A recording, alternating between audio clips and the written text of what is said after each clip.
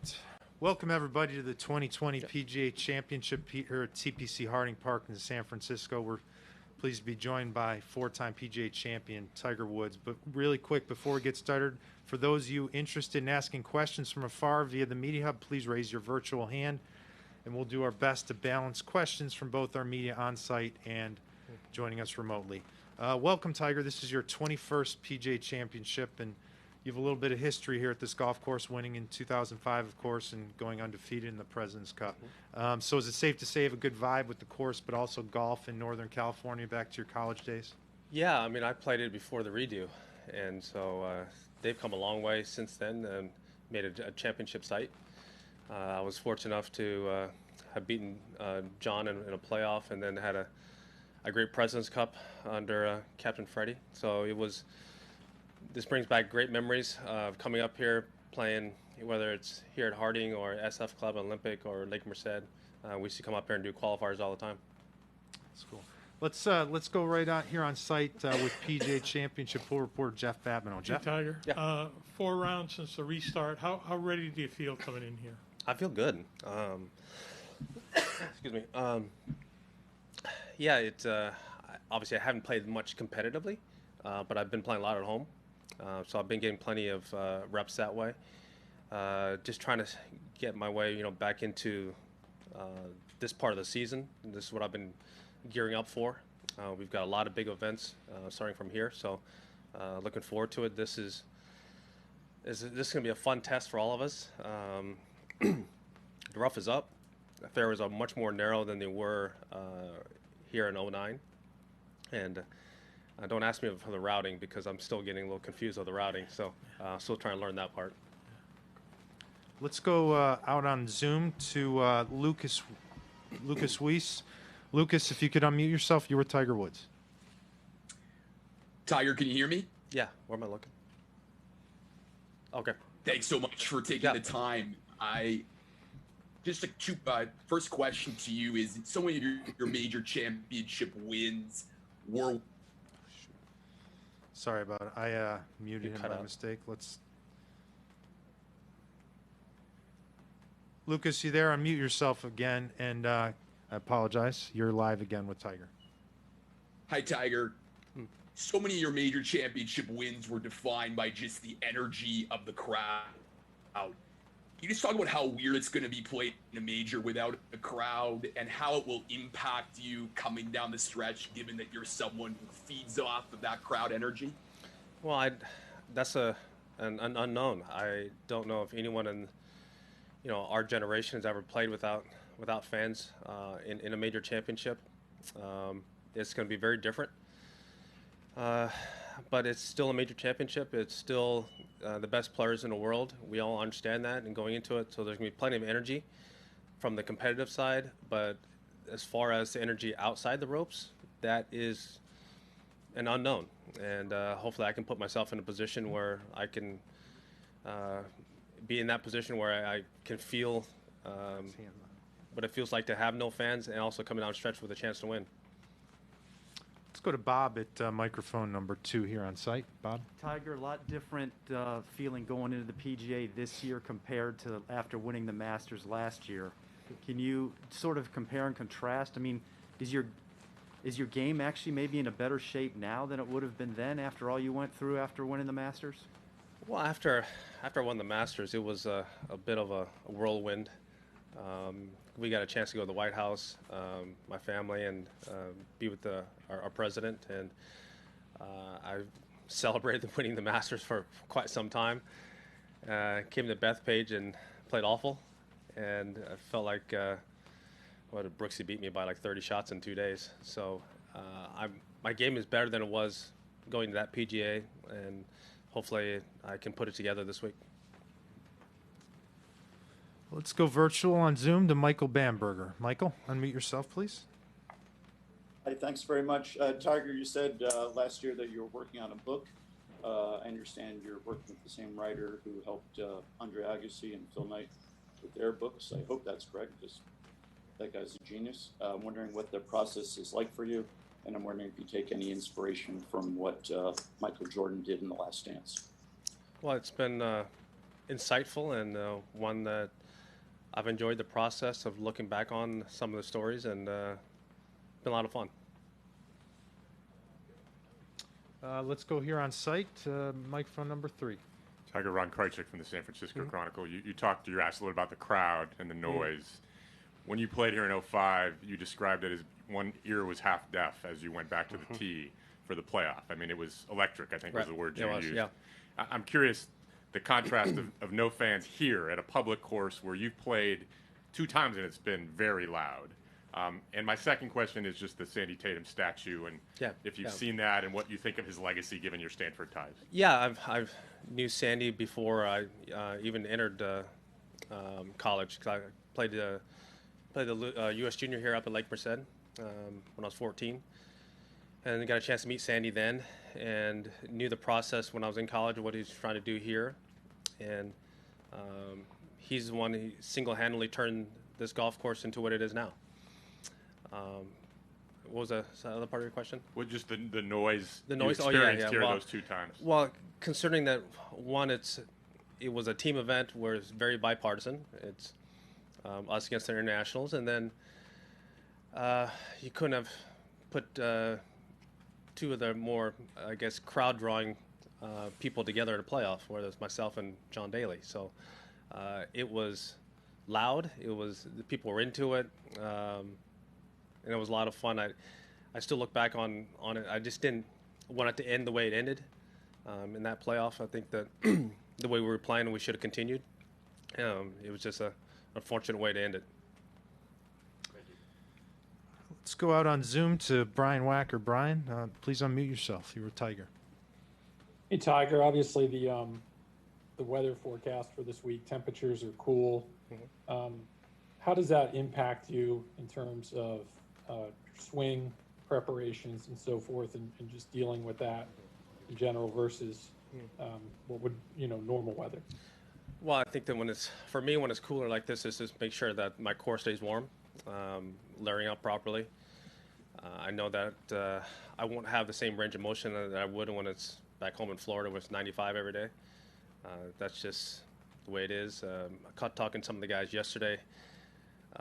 They were laughing at their TrackMan numbers already. They don't have the swing speed or ball speed that they did last week, and it's just the way it is. It's going to be playing longer.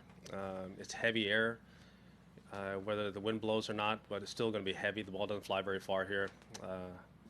I've known that from all the years that and times I've had to qualify up in this area. It's always 20 degrees cooler here than it is down there in Palo Alto, so we knew that coming in. And I think the weather forecast is supposed to be like this all week. Marine layer, cool, windy, and we're all going to have to deal with it. Let's go on site. Microphone number 4, Steve. Tiger, if you are concerned, what are you most concerned about your form coming into Thursday, and what are you happiest about heading into Thursday? Well, I think that more than anything, it's just competitively. I haven't played that much, but I am the results that I've seen at home. Very enthusiastic about some of the changes I've made, and so that's been positive. Keep building, keep getting ready, and be ready come Thursday. What kind of changes have you made? Well, I'm not going to tell you that. Okay, all right. I took a shot. Gotta watch. Nice try. Let's go virtual on Zoom to Mike Vernon. Mike, you are with Tiger. Yeah, every week right now there seems to be a new record on sports betting in golf. There's more and more money going in every week. Do you ever hear stories from people about betting on you, or is that weird knowing there's this kind of money being thrown around now, like legally? Well, yes, the word you put at the very end is different legally. Sports betting has always been around. It's been around. I remember players and coaches, placing bets on players, whether the matchups they had or not. But now you can do it instantaneous and shot for shot, and it's very different. But that's just the way the world has changed, and it's more accepting now. On site number 5, Rex. Tiger, throughout your career, you kind of made a science of peaking for the 4 majors every single year. Given how different this year has been, have you changed anything about how you've tried to build up and prepare for this one major this season? Well, I've been trying to prepare for the three. Trying to figure out my schedule and training programs and playing prep and the things I need to work on for each major venue. It's just in a different calendar order and different time of year. But this is a big run for us coming up here. So I've been gearing up for this and looking forward to the challenges of not only this week, but obviously the playoffs and the U.S. Open and then the Masters. Let's go virtual to Scott Misha. Scott, you're with Tiger Woods. Unmute yourself, please. Hey, Tiger. Some players have talked about, I think Rory has mentioned it, that it's been sometimes hard to keep your focus with no crowds around when you're so used to having a different environment at your tournaments, especially at majors. Have you found that to be the case, and do you maybe have to keep reminding yourself this week that this is the PGA Championship, it's a major, and it's not just the Memorial or another tour event? Well, Rory has more experience than I do in that regard because he's played more often in this part of the season. I've only played one time, and those 4 days at Muirfield was a bit different. It reminded me of sometimes on the weekend you tee off Saturday morning and you just barely make the cut and you're first off and there's no one out there. But generally, by the time you make the back nine, there's thousands of people out there on the golf course, waiting for the leaders to tee off. But that never happened. So that's the new world we live in, and we're just having to get used to it. As far as the focus part of it, I haven't had a problem with that. Those 4 rounds, I was pretty into it. It's different than most of the times when you go from green to tee, people yelling or trying to touch you. That's that part is different. As far as energy, while I'm competing and playing, no, that's the same. I'm pretty intense when I play and pretty into what I'm doing. On-site microphone number 1. Hey, Tiger. Just two-part thing. One, what did you get out of those 4 rounds positive at Memorial? What kind of things did you take back to Florida out of that? Yeah, more than anything, it was I hadn't had the competitive flow. I've been competing at home and we've been playing for a few dollars here and there at home, but that's so different, than it is out here playing competitively in a tournament environment. I hadn't played since LA, so it was a long time for me, and making sure that I felt the feel of the round and getting my feels organized early, and I got off to just a beautiful start. I birdied 2 of the first 3, so I got into the flow of competing very quickly. It didn't help that the wind howled on the first day, my first day back, and then Sunday was it was brutally hard. Being patient is one of the things that I was real proud of out there. Fighting hard as I did to make the cut. I birdied 2 of the last 3 holes and made a huge par putt on 9. Those are all positive things I look back on. I didn't quite feel my best on Friday, and it showed, and the weekend was tough. Just as a quick follow, when at a major championship week, do you like when we look back at the Masters, in 19, do you just kind of know that week? Is there a feel that you have that week, where you just like, I got it, that kind of thing, and how difficult might that be to manufacture this week with so much time in between playing? Well, there's probably only been 2, maybe 3 times where I knew that all I had to do was keep my heartbeat going and I was going to win the tournament. 97, I felt pretty good at Augusta, and then Pebble Beach in 2000, and then obviously at St. Andrews in the same year. My game was clicking on all cylinders for maybe the week prior. The week of, it got a little bit better and just had to maintain it the rest of the week. Those were rare exceptions. It hasn't happened to me that often in my career, whether it's a non-major or a major. But those 3 weeks in particular, I just felt really good and had control of every single shot shape, distance, feels around the greens, putter. I had everything rolling. Let's zoom out to Jason Dumas. Jason, you're up and you're with Tiger. Please unmute yourself. Thank you. How you doing, Tiger? Jason Dumas, Cron 4 News. back in 2000, now I don't know if you said it in jest or not, but back in 2016, you said one of your biggest regrets was leaving Stanford a year early. And obviously, you have a lot of memories and nostalgia in the San Francisco Bay Area. But what is it that makes this region so special to you personally? Well, I lived up here for 2 years, and first time I ever lived away from home, and coming up here to Palo Alto and being in that environment, be around so many intellectually curious people and unbelievable athletes, and we're all in the same bubble together trying to figure this all out for the first time.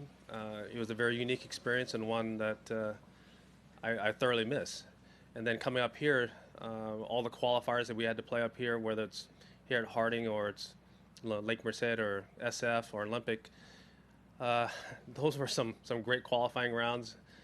Coach would make us play in all different types of weather. If it was rain or not, go qualify, and we had to go in our spots. So those were great memories, great times, and ones I thoroughly miss. All right, we're going to end this, Tiger, with 2 quickies on site here. Let's start with Ron at number 3 and then Steve at number 4. Tiger, you mentioned how the course is a bit different from when you played here previously. Can you give us a little more of your impressions, having played a couple practice rounds, on how it's going to play? It seems like not a typical major setup, a little old school with the trees and maybe not as long as some courses. It's not as long, but it's par 70. It's not as long numbers wise, but the ball never goes very far here, and so it plays very short. Very long, even though it's short on numbers. This golf course in particular, the big holes are big and the short holes are small, and that it can be misleading. They pinch in the fairways a bit, and then the rough is thick, it's lush. With this marine layer here and the way it's going to be the rest of the week, the rough is only going to get thicker. So it's going to put a premium on getting the ball in play. I'm still a bit surprised that the surrounds aren't as fast as they are, and they're not cut short and tight. But they are grainy. Into the grain shots, and the balls are popping up and rolling out. Down grain, you can spin it pretty easily. You can spin it either way. So it's going to be, a test.